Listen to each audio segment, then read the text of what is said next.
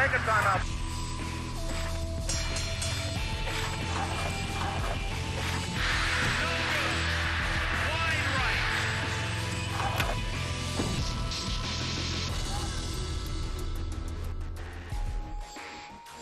Hi, everybody. I'm Brian Kenny, and welcome to ESPN Classic's Top 5 Reasons You Can't Blame, a series that takes a fresh look at sports personalities who are remembered largely for their mistakes, controversial moments, or questionable decisions. Our mission is not to further vilify these individuals, but instead to challenge conventional wisdom and re-examine what has been accepted as fact. The stories may be old, but the views taken by this series will be new. You will see new evidence and hear new testimony. All you need is an open mind. In this show, we'll revisit the case of one hometown devotee who interfered with a foul ball and is blamed for changing the course of a National League Championship Series. We'll count down the reasons why you can't blame Steve Bartman for the Cubs' 2003 playoff collapse. But first, let's understand how decades of Cubs futility led to a fan frenzy in the fall of 2003.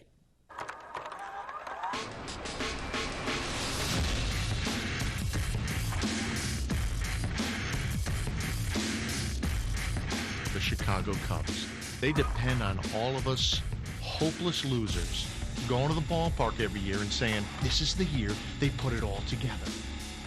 The fact that they lose and lose so dramatically in so many defining moments in our lives as fans, interestingly enough, makes us love them even more.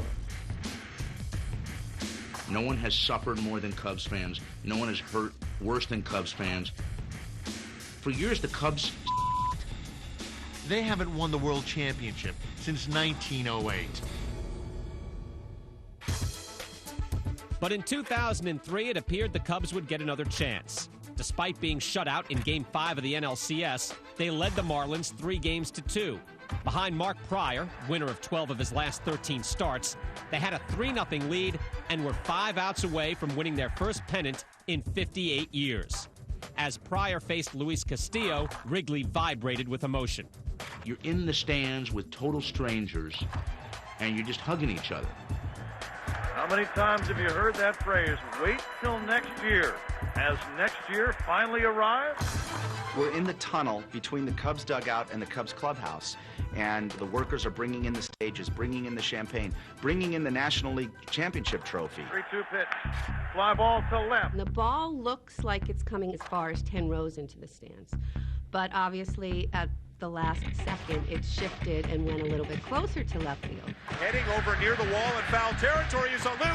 He jumps and a fan took it away from him. One guy stuck his wheezy little hand out. The fan reached up and took it right out of his glove. And he had a radio on. You'd think he's listening. Hey, there's a foul ball at the left field line. The Cubs left fielder's going to catch it. If you're an idiot, please stick your hand out now. I was camping under that ball.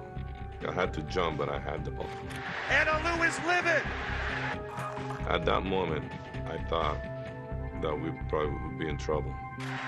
What a potentially huge break for the Marlins. In the dugout, we saw, obviously the Bartman thing. I remember Mark Redmond, one of our pitchers, said, let's make him famous. Curveball line drive into left field. That's a base hit. 1 minute it seemed like the Cubs were going to the World Series. The next minute you knew they were in big trouble. Ground ball towards short. Gonzalez has it, bobbles it, and everybody is safe. From then on, it just kind of snowballed, and they were regaining momentum as we were definitely losing it. The pitch, rocketed to left field. That's a base hit, and there goes the Chicago Cub lead. We just put up run after run after run, and we were shaking hands every time somebody came in, and we turned around, there's another hit, and somebody else scored. Mordecai drives one into left center field. That ball is off the vine. 3 runs are going to score. The Marlins rallied for 8 runs, and with each run scored, the focus at Wrigley increasingly shifted away from the field to the scene of a crime many believe quickly ascended to the level of infamy of the Valentine's Day Massacre. People were more concerned about blaming and beating up Steve Bartman than they were watching the game. Then the more the Marlins are scoring, the more everybody's looking down there, and they're like, well, let's go get him. Let's lynch him. We were 4 rows behind him, and we were getting pelted with peanuts and popcorn and beer. He had to actually leave the ballpark at that point because they were just getting so angry. They threw a coat over his head and escorted him out, and people were yelling, "It's your fault, it's your fault." Step back, step back. And there will be a Game 7 tomorrow night. After the game, there were guys on the street with handmade posters searching for Bartman. Fans definitely, without doubt, changed the momentum in that game. There was a whole running, feverish sentiment that we have to get this guy. If someone ever convicts that guy of a crime, he'll never get a pardon out of this governor. Just hours before Game 7, Steve Bartman released an apology through his brother-in-law. But when the Cubs lost 9-6, the 26-year-old financial consultant became the target of a city's pent-up frustration after nearly a century of failure. People are calling up his work and leaving threatening messages. That fan who went for that pop foul in the 8th last night, well, he's in hiding tonight. This guy's life has been ruined because it was easy to pick out one guy who had headphones on and a Cub hat and this sort of goofy look on his face. He was just an easy target. Everyone's wearing this guy's face for a Halloween costume. There was the dunk tank in Boise. There was the Second City skit. Hi, Mom. Hi, Dad. I'm home from the Cubs game. Yeah, Steve, buddy. We were watching it on TV. Oh. Man, that was crazy, huh? Yeah. Me and your mom were wondering, what the you were thinking?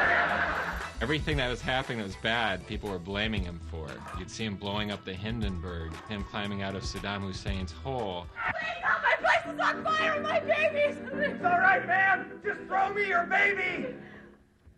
Oh, God! While the city's anger raged like the famous fire reputedly started by Mrs. O'Leary's cow, Bartman, who had been granted leave from his job, remained under police protection in his parents' suburban home. Over time, this young man, as he grows into a mature, older man, he is going to be blamed for time immemorial for the Cubs not making it to the World Series. If I see Steve Bartman walking down LaSalle Street today in Chicago, I would probably try to strangle him if I recognized him today. Now you have the evidence that points to Steve Bartman as guilty in the court of public opinion, especially among the championship-starved Cub fans. But before we tell you the top 5 reasons you can't blame Bartman for the Cubs' failure, here are contributing factors that missed our list. We call them the best of the rest. The Cubs are cursed. All this thing does is confirm what Cubdom has thought all along. There is a curse out there. For the 7th game of the Cubs' last World Series appearance in 1945, loyal fan Billy Cianis bought tickets for himself and his Billy Goat. The Goat was denied admission to Wrigley Field. After Chicago's loss to Detroit, Cianis declared the Cubs would never play in another World Series. Every couple of years, some joker brings a Billy Goat to Wrigley Field and says, I'm removing the curse. Or they try to Billy Goat around the ballpark. We brought the goat in 5 times, and all 5 times the Cubs have won. So we tried to do it again in Game 6 in 2003, and the Cubs wouldn't do their part, so they lost. It would seem that at least one other member of the animal kingdom has supported Cianis' curse. 69, they had a big lead over the New York Mets. A black cat runs onto the field at Shea Stadium right in front of the Cubs dugout. The Mets just zoomed past them and won the National League East. Some Cub fans feel the curse reared its ugly head again in Game 6 of the 2003 NLCS, when 26 minutes before the Bartman incident, comedian Bernie Mac ad-libbed the words to take me out to the ball game. He uses the word champs or champions instead of Cubbies, which is how everybody sings it.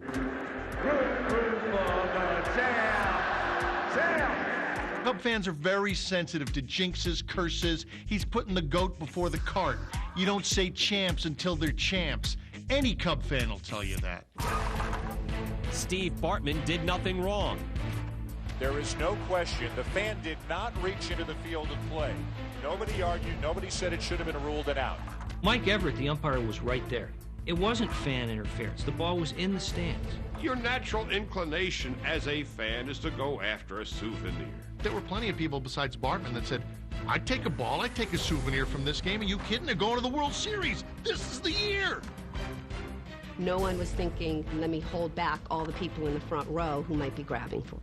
There's like 7 people trying to catch that ball. When they got their arms raised, oh! There's the fireman from Chicago that was right next to him and who also leaped. I went for the ball.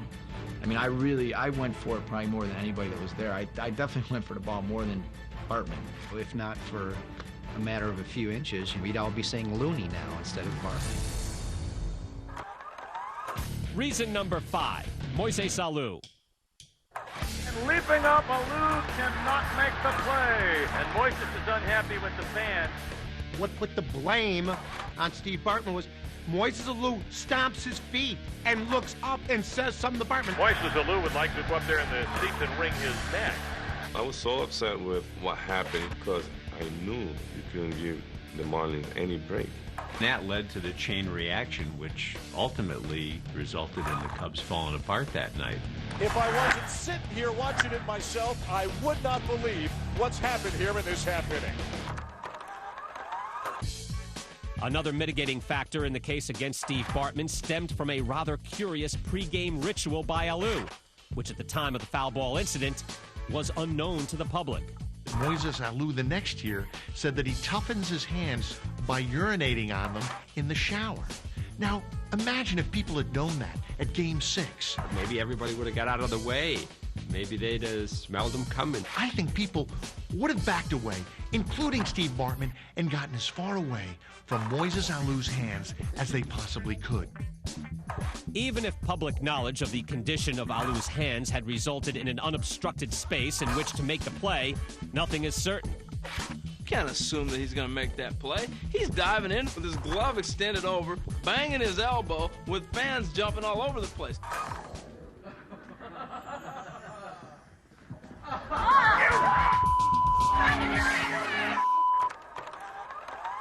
Did that reason grab you? If not, we've got 4 more to go. Here's reason number 4. Where was Dusty Baker?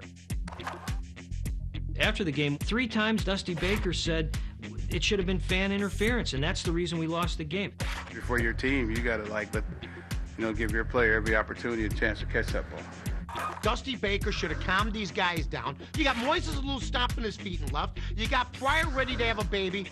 Dusty Baker should have come to the mound to say to Mark Pryor, hey, look, it's only one play, it's a foul ball. We are still in command here. Dusty Baker was brought in to be a stabilizing influence on this team. He stabilized nothing. Indeed, the situation worsened for the Cubs on Mark Pryor's next pitch. Here's a 3-2, and the pitch is low and outside, and it gets to the backstop. Where was Dusty Baker after Mark Pryor walked Castillo? He sends Larry Rothschild out there. The pitching coach. You don't send the pitching coach out there at that point. I can tell him certain things, but Larry's very good at what he does, and that's his department. Where was Dusty Baker after Pryor hung the 0-2 breaking ball to Pudge? Here's the pitch. Pudge swings, line drive, base hit, left field. Where was Dusty Baker after the botched double play ball? In and out of the glove of Alex Gonzalez. There's no play to be made. We don't see Dusty Baker until after Derek Lee doubled. The Marlins have tied the game, and here comes Dusty Baker. By then, the barn doors open, the horses run 6 furlongs, and the series is basically on the brink. Where was Dusty Baker? I can't blame a fan when the manager didn't manage the inning the way he was supposed to. Alex Gonzalez's error. And the pitch, a breaking ball grounded out to short. Backhanded by Gonzalez. He drops the ball, and everybody's safe. Alex Gonzalez, maybe he ought to send a Christmas card to Steve Bartman every year, because if not for that Bartman play, everybody would have remembered the high hopper that hit him in the glove. After leading National League shortstops in fielding percentage in the regular season, Gonzalez had played flawlessly in the postseason until the 8th inning of Game 6. With 1 out and 2 on, Miguel Cabrera hit a bouncer toward the hole. What a huge mistake by Alex Gonzalez. The Cubs looked like a team on the field at that point. The wheels were coming off, and they were unraveling. On the next pitch, Derek Lee tied it. 14 pitches later, the Cubs trailed 8-3. Steve Bartman didn't lose that game for the Cubs. That game was right in the palm of their hand for them to just take it, grab it, and get to the World Series. And they gave it away, not Steve Bartman. Before presenting reason 2, let's examine the chances of the Cubs winning Game 6 before and after the Bartman incident. Yale professor Ben Polak, who devised a formula to determine a team's likelihood of victory at any point in a game, calculates the Cubs had a 91% chance before the infamous foul ball. Now, what would have happened if Alou had caught the ball? This is when the fan incident took place. The probability of their winning the game would go up to about 94%. In fact, he didn't catch the ball. How much difference does that make? The count hadn't changed. The probability of their winning the game is still at 91%. 3% difference. But 3% is small potatoes in relation to what happened next. And the Florida Marlins, incredibly, have come all the way back. At the end of this 8-run inning, the Cubs' chance of coming back and winning the game is down to 3%. And that was only in Game 6, which leads us to our number 2 reason why you can't blame Steve Bartman. There was still a Game 7. If you really want to look at it rationally, the Cubs blew the series in Game 7, not Game 6. You can't really blame Steve Bartman. I mean, he didn't even get to go to Game 7. He didn't have a ticket. In Game 7, the Cubs had league strikeout king Kerry Wood on the mound. Not since June of 2002 had they lost back-to-back games in which Mark Pryor and Wood started. After giving up 3 runs in the first inning, Wood provided significant pop with his bat in the second. And the pitch swung on and well hit. This ball's hit a ton, and it is gone. Kerry Wood hits one out to deep left center, and we're tied at 3 here at Wrigley. In that instant, you say, we've fallen behind, and the pitcher has dragged us back. That's going to be the thing that turns this all around. The 1-0 to Alou, a swing and a fly ball. He might have gotten this one high and deep to left field, and gone. It's 5-3 Chicago. Moises Alou, the center of attention in Game 6, puts them ahead with another home run. At that point, the feeling of this is finally it was back. I thought we had him again. I thought we were going to get some momentum going and we were going to score 8 runs. And the chant of Alou is shaking this ballpark right now. Oh yes, this is our time. This is our day. Bartman means nothing. Cub fans thought, yeah, that's it. And then, of course, that was not it. A base hit, and the Marlins have taken the lead. As soon as the Marlins stuck their noses back in front, it's like that depression comes back over you like a wave, and you say, oh, I remember we have to lose, don't we? That's the game, and the Florida Marlins are going to the World Series. We actually believed we could win. God, we're so stupid sometimes.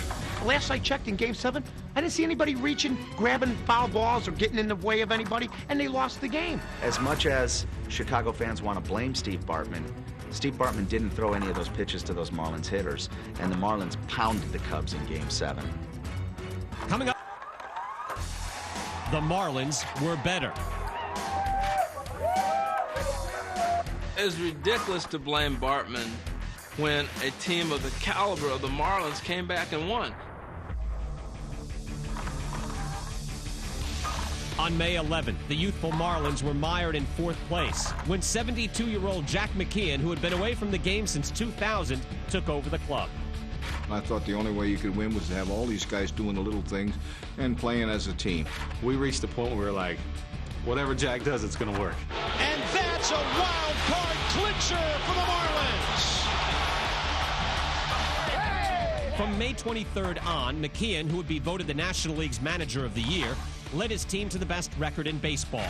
In the divisional series against the Giants, Florida lost the opener before winning 3 straight to take the series. Here comes the winning run! Pudge Rodriguez was the glue to the Marlins in that postseason. His RBIs in those first 2 rounds were unbelievable. You know, I mean, he basically carried us. Here's the throw to the plate. Pudge is waiting. He tags it, gets knocked over, holds on, and the Marlins win the game. Lined over the head of Ramirez. It's an RBI double for Rodriguez. Not only did they beat the Cubs in 3 straight games, but they beat a very powerful New York Yankees team. Down to the Yankees 2-1, the Marlins won the next 3, the last in the Bronx, on a brilliant performance by their 23-year-old fireballer. Josh Beckett took it on his young shoulders and in that brilliant young arm of his to just dominate the New York Yankees. It's all over, and it's the World Championship for the Florida Marlins. The 2003 playoffs, that wasn't a Cub failure. that wasn't a Steve Bartman misplay. That was an achievement of a team with a lot of determination.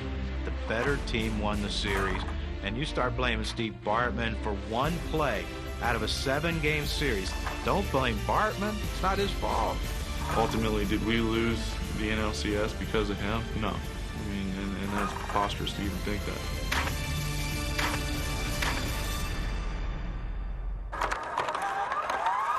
Well, that's our best attempt at convincing you why a loyal, if grabby, fan shouldn't be blamed for the Cubs' loss to the Marlins after leading the series 3-1.